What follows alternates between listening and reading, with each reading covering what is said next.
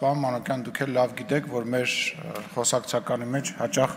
արտահայտություններ կան, որոնք հենց ուղիղ իմաստով չեն գործածվում, այսինքն մենք ասում ենք մի բան, որը որ ասացվածք է, բայց ամենևին նպատակ չունենք որևիցե մեկին վիրավորելու, տարանջատելու կամ որևիցե կոնկրետ ազգ կամ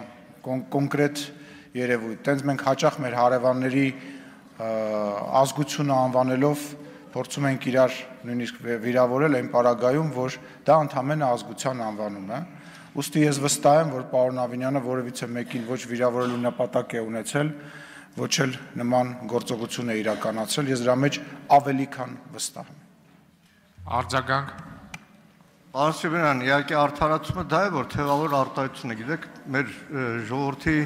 բառապաշարում այնքան թևավոր արտահայտություններ կան, որ հղում տալու թևավոր արտահայտությունների վրա կարծում եմ, որ չի կարելի վիրավորել, այդպես թևավոր արտահայտությունը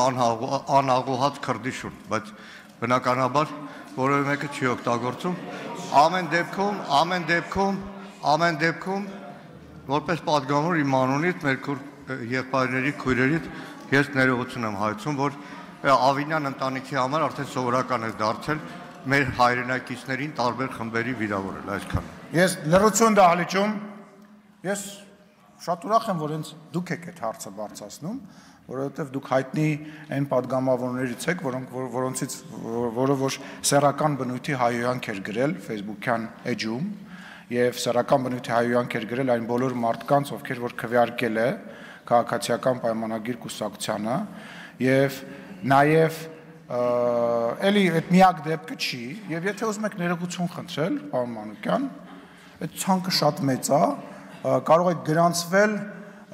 եւ մոտավորապես մի 10 րոպե տարբեր բաների համար ներողություն խնդրեք, ես վստահ եմ կգտնվի այդ ցանկը։ Շնորհակալություն։